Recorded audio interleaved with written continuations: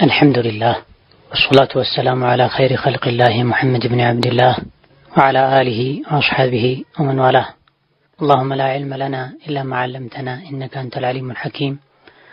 يا معلم آدم وإبراهيم علمنا ويا مفهم سليمان فهمنا وأعوذ بك اللهم أن أقول فيك ما ليس لي به علم. أما بعد ቁጥር 300 የዛዱል መዓድ ፈታዋ ነው። ዛሬ ከምናያቸው ጥያቄዎች የመጀመሪያው ጥያቄ ሰፋ ያለ ሱሪ መልበስ እንዴት ይታያል? ለወንድ ከሆነ ችግር የለውም እስካልተጎተተ ድረስ። ለሴት ከሆነ ግን ሴት ልጅ ሱሪ ይስፋ የሚጥበብም ሱሪ ለብሳ መሄድ አትችልም። አይቀርም ከላይ ወገብ አካባቢ ላይ ዳሌ አካባቢ ላይ የሰውነት ቅርጽ ማሳየት አይቀርም። ወከዛልክ የሴት ልጅ የሂጃብ መስፈርትንም ያጎድላል። ሴት ልጅ የሂጃብ መስፈርት የሰውነት ቅርጽ ማያሳይ ሰፊ፣ ረጅም፣ ከወንድ ማያመሳስል ከካፍር ሴት ማያመሳስል መሆን አለበት። ሙስሊም ሴት ሱሪ ከለበሰች ሱሪ ቢስፋ የሚጥበብም ከካፍር ጋር ተመሳስላለች። ካፍር ሴቶች ናቸው ሱሪ የሚለብሱት የምናውቀው ከድሮም ጀምሮ። ጠበብ ያለው አባያው እንኳ የሂጃብ መስፈርት አላሟላም እየተባለ አባያ ቀሚስ ትከሻን ያሳያል፣ ደረት አካባቢ ቅርጹን ያሳያል። ይሄ ሁሉ በጅልባብ መሸፈን አለበት።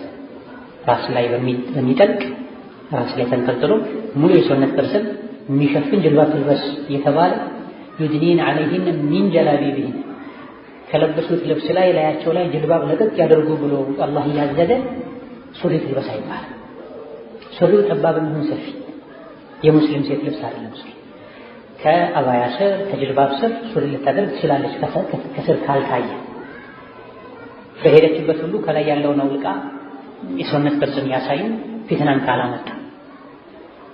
የሴት ልጅ ልብስ ዓላማው ሲትር ነው። ሞዳ ፋሽን ሳይሆን ውበት ሳይሆን የሰውነት አካላትን ማሳየት ሳይሆን ፋሽን መከተል ሳይሆን የሙስሊም ሴት የልብሷ ዓላማ ቁርአን ላይ የታዘዘችውን አለባበስ እስላማዊ አለባበስ መተግበር። ታዲያ በቁርአን በሐዲስ ስንመዝነው ሴት ልጅ ቦምቤ ሰፋ ያለ ልብስ ጉርድ ግማሽ እስከ ጉልበት ጉርድ ከዛ በታች ሱሪ መስፈርቱን ያሟላል ወይ? አበዳን ያሟላል። የአይሻ የሐፍሳ የፋጢማ ልብስ ነበር ወይ? አበዳን አይደለም። ሙስሊም ሴት መከተል ያለበት ራያ ሞዴል ማድረግ ያለበት አይሻን፣ ፋጢማን፣ ሐፍሳን።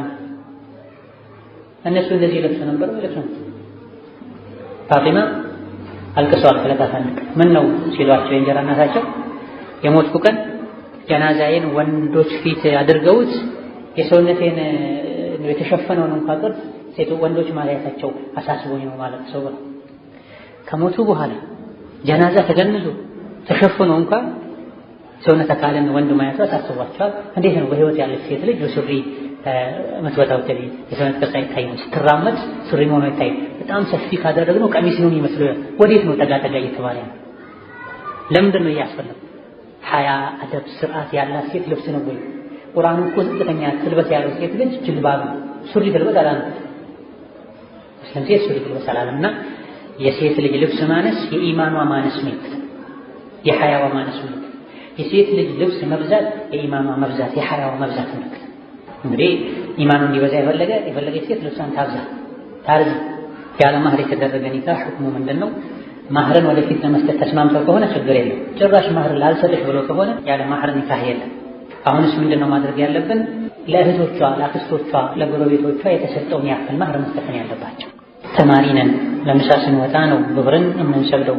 ከክፍል ስንወጣ 12 ሰዓት ይሆናል። አስርን ከዙህር ጋር መስገድ እንችላለን ወይ? ድንገት አንድ ቀን በፈተና ምክንያት እንደዚህ ሆኖ ከሆነ ዙህርን ሶላት ከአስር ጋር ቢሰገድ ችግር የለም። ሁሌ በቋሚነት ዙህርን ከአስር ጋር ለፈተና ለትምህርት ብሎ አይቻልም። ማመቻቸት መብትን መጠየቅም ካልተቻለ ሶላት የሚፈቀድበት ትምህርት ቤት ማመቻቸት እንጂ ሁሌም በቋሚነት ዙህርን ወቅቱ አልፎ ስንወጣ 12 ሰዓት ይሆናል የተባለ ስንት ሰዓት ተገብቶ ከዙህር በፊት ተገብቶ ማለት ነው 6 ሰዓት ነው በሽፍት በፈረቃ ሲሆን። ስለዚህ ዙህርንም ወቅቱን ማሳለፍ። አስሩም አንዳንዴ 12 ሰዓት ሊወጣ ይችላል ወቅቱ። አንዳንድ ጊዜ ቶሎ የሚመሽባቸው ወቅቶች ላይ የአስር ወቅት ቢሆን በዚህ ሰዓት ሊወጣ ይችላል። ስለዚህ ክፍት ጊዜ ላይ አስተማሪዎች ሲቀያየሩ ሽንት ቤት ወጡበት ውዱእ አድርጎ መስገድ። አልፎ አልፎ በፈተና ምክንያት በሆነ ምክንያት በወቅቱ መስገድ ካልቻሉ ዙህርና አስርን ጀምዕ ማድረግ ይቻላል። የታመመ ሰው መንገደኛ ማድረግ እንደሚችለው አልፎ አማ ሳምንቱ ሙሉ በቋሚነት ዙህርን ከአስር ለትምህርት ብሎ ማድረጉ አግባብ አይደለም። አንድ ሰው ለልጆቹ፣ ለቤተሰቦቹ፣ ለሌሎች ሰዎች አደርጋለሁ ብሎ ቃል ገብቶ ቃሉን ካልፈጸመ እንኳን የጀነት ሽታ አያገኝም የሚል ሐዲስ አለ ወይ?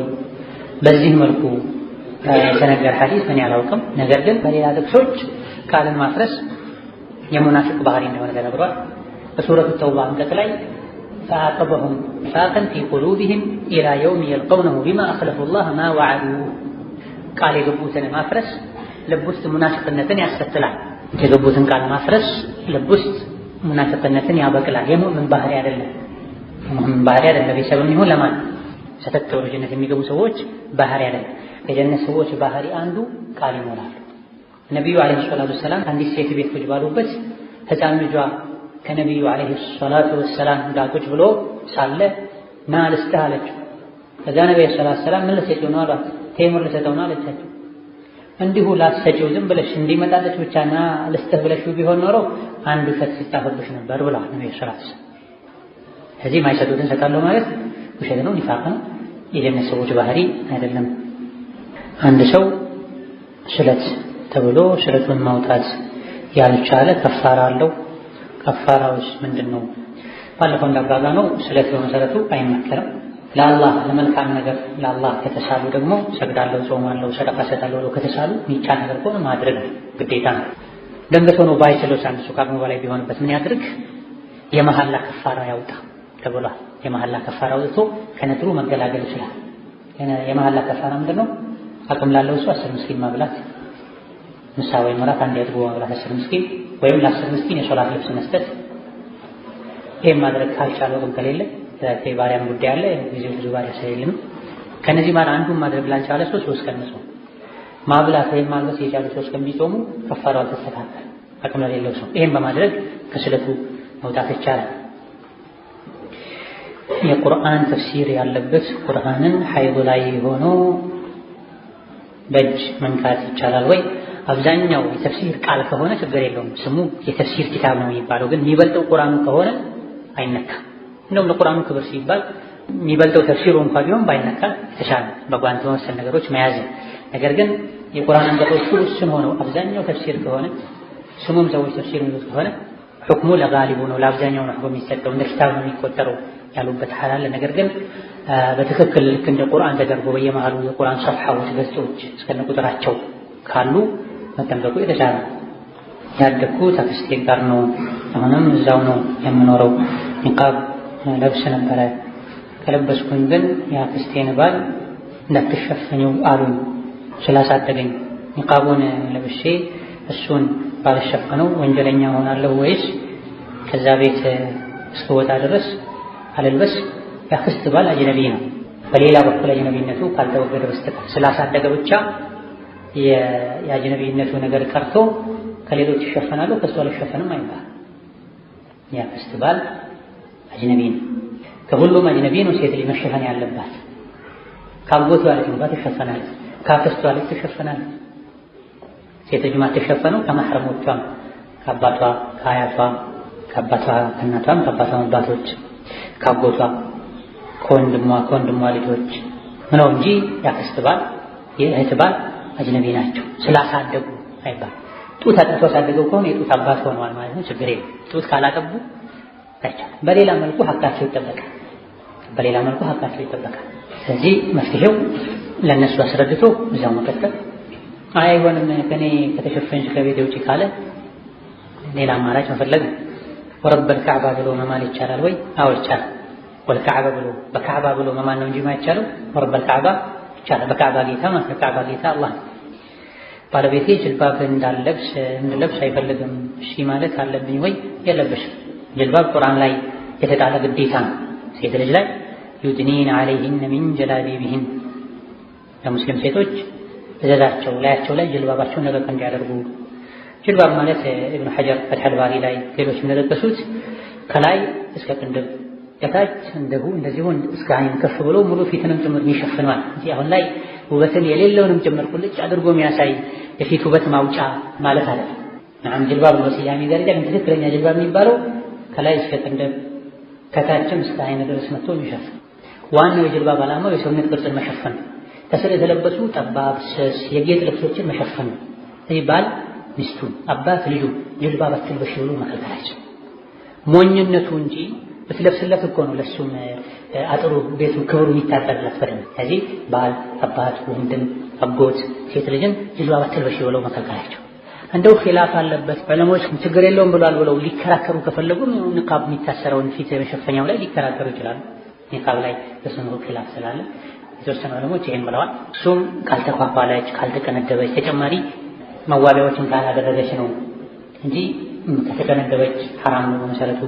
ከተዋበች ከተኳኳለች ንቃብ ሱና ነው የሚሉ ዑለሞችም ቢሆን ይሄን የፊቷን መሸፈን ዋጅብ ነው የሚል አቋም አላቸው። ስለዚህ ከተደራደረም ባል ንቃብ ላይ ሊደራደር ይችላል። በተወሰነው ኺላፍ ነጥብ ነው።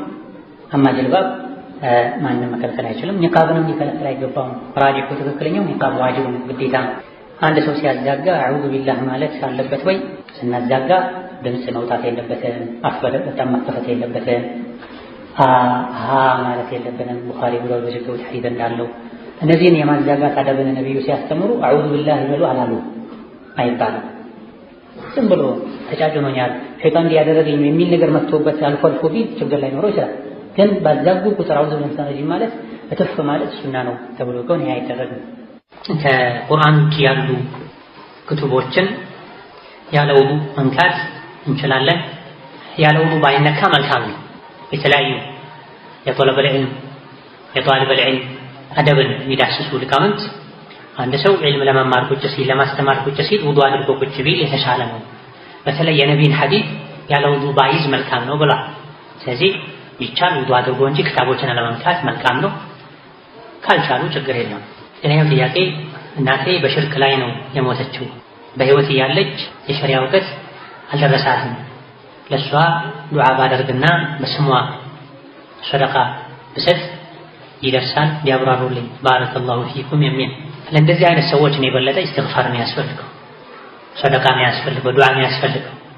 የነበሩበት መንገድ ስራ ድርጊት ሽርክ ኩፍር መሆኑ በሚገባ ተነግሯቸው እምቢኝ አልለቅም ብለው እስካላደረጉ ድረስ የያዙት ነገር እስላም መስሏቸው መልካም መስሏቸው ዲን መስሏቸው እስካደረጉ ድረስ ወማ ኩና ሙዐዚቢነ ሐታ ነብዐተ ረሱላ ሚን በዕድ ማ ተበየነ ለሁል ሁዳ ወየተቢዕ ገይረ ሰቢሊል ሙእሚኒን ኑወሊሂ ማ ተወላ ወኑስሊሂ ጀሀነም።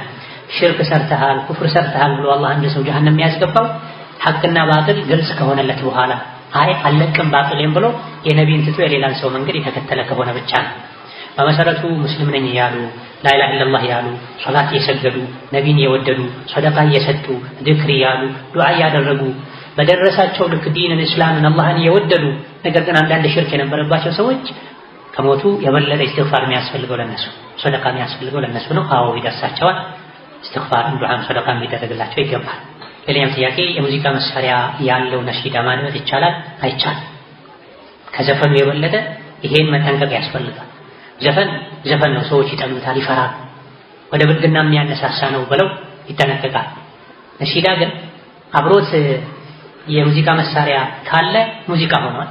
ነገር ግን ውስጡ ላይ ያለው መልእክት አላህ አላህ ረሱል ዲን ሸሪዓ የሚል ስለሆነ መልካም ነገር ነው ብለው ነው የሚሰሙት፣ ዲን አድርገው ነው የሚይዙት።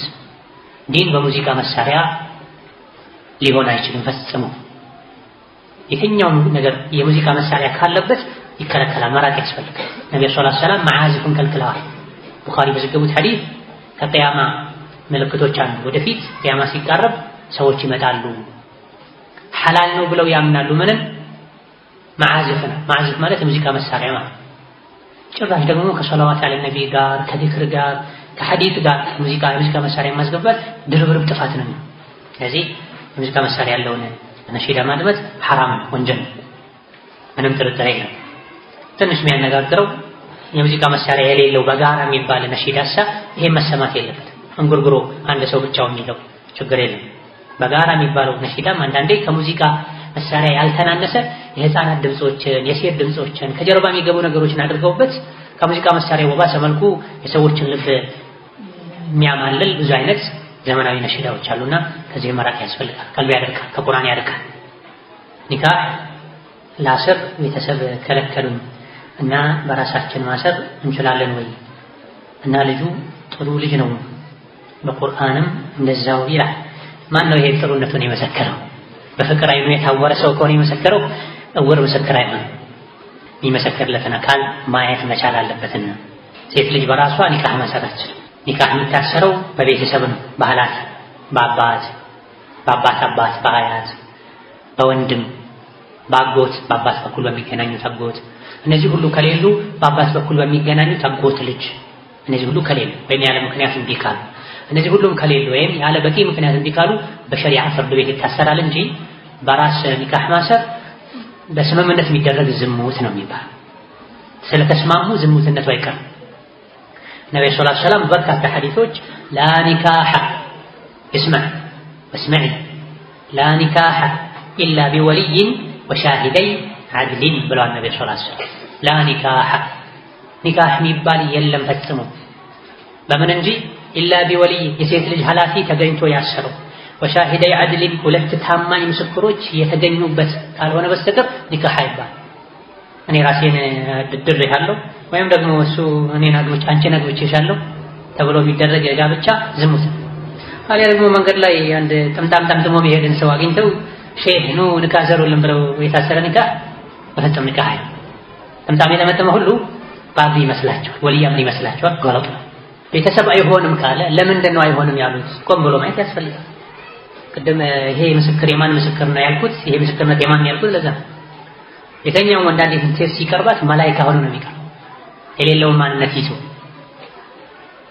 ለስላሳ ሆኖ ታዛዥ ሆኖ አዛኝ ሆኖ ይቀርባል። በእጁ ካደረገ በኋላ ግን ልብሱን ይገለብጣል። አውሬ ይሆናል። አነጋገሩ ሌላ፣ አስተያየቱ ሌላ፣ ድምፁ ሌላ ነው የሚሆነውና ሴት ልጅ ኃላፊ ያስፈልጋት ይሆናል አይሆንም የሚለውን እንዲገመግሙላት ስለሆነ ትክክለኛ ትዳር የሚፈልግም ሰው ቁም ነገረኛ ሰው የሴትን ልጅ ቤተሰብ እንዲጠይቀው። ሁለቱ ውጪ ጨርሰው አሁን እዚህ ላይ እንደተባለው ጥሩ ልጅ ነው እስኪባል ድረስ ውስጧ ገብተው አባላሽቷት ከዛ በኋላ ቤተሰብ ጋር ሄዶ ንካህ ሰሩልን። ልጅ እኮ ወላጁን ያስፈቅዳል፣ ያሳውቃል። ሽማግሌ ላክ፣ ትልቅ ሰው ከትልቅ ሰው ጋር ይነጋገር ነው የሚባል። ትልልቅ ሰዎች ተነጋግረው ተስማምተው የሴቷን ቤተሰብ የወንዱን ቤተሰብ ከተስማሙ ንካህ አይታሰብም። አባትና አይሆንም ካሉ ብዙ ጊዜ አይሆንም። ያዙ ይሄ አባትና አይሆንም ካሉ ብዙ ጊዜ አይሆንም። ብዙ ጊዜ ሁሌ ላይሆን ይችላል። አንዳንዴ ለዲን ቦታ የሌላቸው ሆነው የዲንን ሰው አይሆንም ሊሉ ይችላል። አኽላቁ ዲኑ ጥሩ ከመሆኑ ጋር አይሆንም ሊሉ ይችላል። እነሱ ሀጃቸው ብር ነው። ብር ላለው ሰው እንደ ቦንዳ ዕቃ አስረው ሊሸጧት ይፈልጋል። እንዲህ አይነቶቹ ይባላል። ሴትም መብት አላት፣ ወላጆችም መብት አላቸው። ሁለቱ ከተጣሉሳ ሸሪዓ መብት አለው። ሸሪዓ መልስ አለው፣ መፍትሄ አለው። ምን አሉ? ከተጣሉ ሴቷና የሴቷ ቤተሰቦች ከተጣሉ በመጣው ሰው ዙሪያ ሊያገባ መጣው ሰው ዙሪያ ካልተግባቡ የሙስሊሞች መሪ ኒካህ ያስራል ብሏል ነብዩ ሰለላሁ ዐለይሂ ወሰለም። ሸሪዓ ፍርድ ቤት ይታሰራል ማለት ነው። የድብቅ ኒካህ የበዛ ነው። ህገወጥ ኒካህ የበዛ ነው።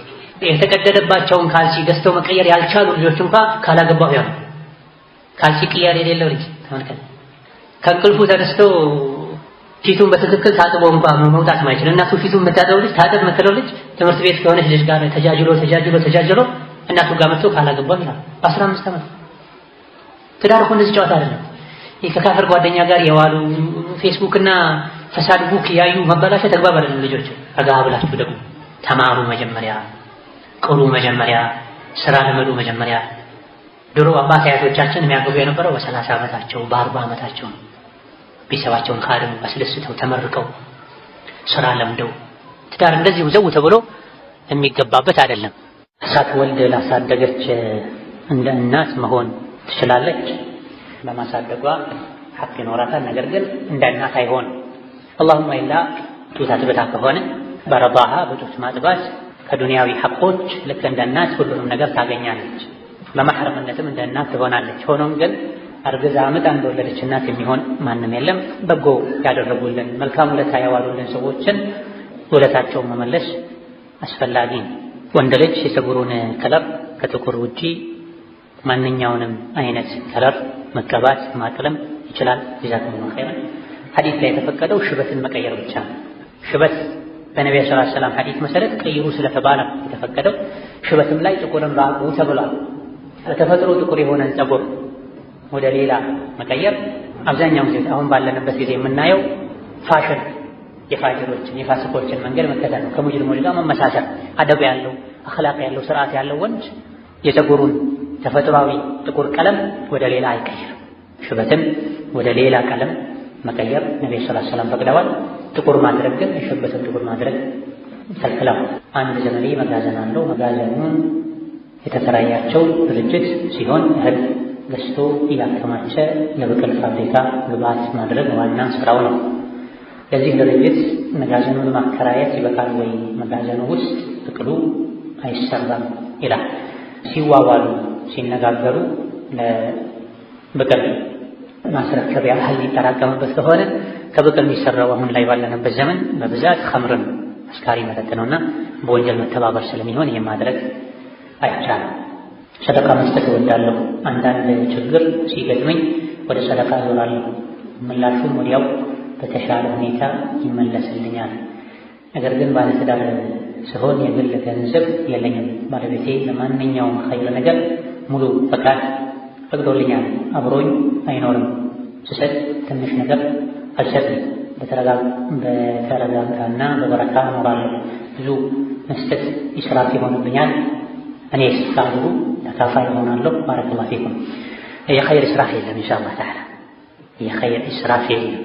የተሰጠው በኢኽላስ ከሆነ ለተቸገረ ሰው የሚያስፈልገው ያክል እስከሆነ ድረስ የኸይር ኢስራፍ የለም። ኢስራፍ ማለት አስፈላጊው በላይ ማድረግ ማለት። ስለዚህ የምንሰጠው ለተቸገረ ሰው የሚያስፈልገውን ያክል እስከሆነ ድረስ መስጠት ማብዛቱ ችግር የለውም። እኔ ከአጅሩ ተካፋይ እሆናለሁ ወይ? አዎ። ነብዩ ሰለላሁ ዐለይሂ ወሰለም በግልጽ ሐዲስ ተናግረዋል። ሴት ከባሏ ንብረት ፈቅዶ ወዶ ስትሰጥ አጅር ታገኛለች። ኻድምም ሰራተኛም ሲሰጥ ተፈቅዶለት እስከሰጠ ድረስ አጅር ያገኛል ብላ። ከፈጅር ቀብልያ ውጪ ያሉ ፈርድ ሶላቶች በፊትና በኋላ የሚሰገዱ ሱናዎች ላይ ሱረቱል ፋቲሃ ብቻ ነው የሚቀራው ወይስ ሌላ የቁርአን ሱራ መቅራት ያስፈልጋል? ይቀራል። ሁሉም ሶላት ላይ ከፋቲሃ በኋላ ሱራ አንቀጾችን መቅራት ሱናና ተወዳጅ። ሱረቱል ፈጅር ላይ ቁል ያ አዩሀል ካፊሩንና ቁል ሁወላሁ አሐድን ቅሩ ተብሎ ሱራ ተመደበ እንጂ ሌሎችም ሶላቶች ላይ ሱና ከፋቲሃ በኋላ አጭር ሱራ አንቀጾችን መቅራት፣ የተለያዩ ሱራዎችን መቅራት። አብዛኛውን ቁርአን በመቀራበት ጊዜ ማለትም በሂፍዝ ቁርአኑን እየቀራሁ ሌላ ሀሳብ ውስጥ እገባለሁ። ሰው መጥቶ ያቋረጠኝ እንኳ የቆምኩበት ቦታ ሳላይ መቀጠል አልችልም። መፍትሄው ምንድነው? ዚክር ማብዛት፣ አዑዙ ቢላሂ ሚነ ሸይጣኒ ረጂም ማለት ማብዛት። ይሄ የሸይጣን ተንኮል እንደሆነ በማወቅ ለሸይጣን እጅ አለመስጠት። በተሻለ ያክል ደግሞ ሀሳብ ማይበታተንበት ቦታና ሁኔታ ላይ ሆኖ መቅራት። ሰው ቁርአን እንደሚቀራ ካወቀ ሌላ ሰው መጥቶ ሰላም ያለ ያናገረ ማቋረጥም የለበትም። የሚቀራው አካልም እንዲህ አይነት የሀሳብ መቆራረጥ እንዳይመጣ ጥንቃቄ ማድረግ፣ ቦታዎችን ማመቻቸት ይኖርበታል። ሶላት ስንሰግድ እጅ የሚደረገው ደረት ላይ መዳፋችን ብቻ ነው ወይስ ሙሉ እጃችንን ማለትም ከክርን ነው የሚል። በሶላት በሚሰገድበት ጊዜ ሲቆም የቀኝ መዳፍን የግራ መዳፍ የውጨኛው አካል ላይ ጨበጥ አድርጎ ወይም ዘርገት አድርጎ በማስቀመጥ ሆድ አካባቢ ላይ ማድረግ ሱና። በትክክል የቱ ጋር ነው መሆን ያለበት? የተወሰኑት ልብ ላይ ብለዋል፣ የተወሰኑት እምብርት ላይ ብለዋል፣ የተወሰኑት ከእምብርት ዝቅ ብሎ ብለዋል። ለሁሉም ሐዲስ አለው። ነገር ግን ሁሉም ሐዲስ ሶሒህ አይደለም፣ ضعيف ናቸው። ትንሽ የሚሻሉት ከእምብርት በታች የሚሉ ሐዲሶች ናቸው። ስለዚህ ሶላት ላይ ስንቆም ቀኝ መዳፋችን ግራ መዳፋችን ጀርባው ላይ አድርገን ከፈለገን ልባችን ራሱ ላይ ከፈለገን ከልብ ዝቅ ብሎ እምብርት አካባቢ ላይ በልብና በእምብርት መሃልም ይሁን ከፈለገን ከእምብርታችን ዝቅ አድርገን ሶስቱን በምርጫ። ምክንያቱም በሶሒህ ሐዲስ እዚህ አድርጉ አሊያ ደግሞ አታድርጉ እስካልተባለ ድረስ የኢጅቲሃድ መሰላ ነው። ሐዲሶች ሶሒህ ضعيف ሊባሉ የሚችሉ ናቸው። እነ ኢማም አሕመድ ሌሎችም የመረጡት ከእምብርት በታች የሚለው ነው።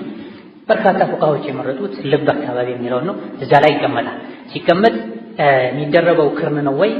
ክርን ጋር መሄድ ነገር የለም። መጨበጥ ያለበት መዳፍ አካባቢ ሳት ማሰሪያ አንጓ አካባቢ ከመሆኑ አንፃር ክርን እዛ የሚወስደው ነገር የለም። መዳፋችንን እዛ ላይ ካስቀመጥን ክርናችን ወገባችን አካባቢ ላይ ይገኛል እንጂ እስከ ክርናቸው ጥግ ድረስ እጃቸውን በመጨበጥ የሚይዙ ሰዎች እንደዛ ከሆነ ነው ክርኔቱ ጋር ነው ማረፍ ያለበት የሚባለው።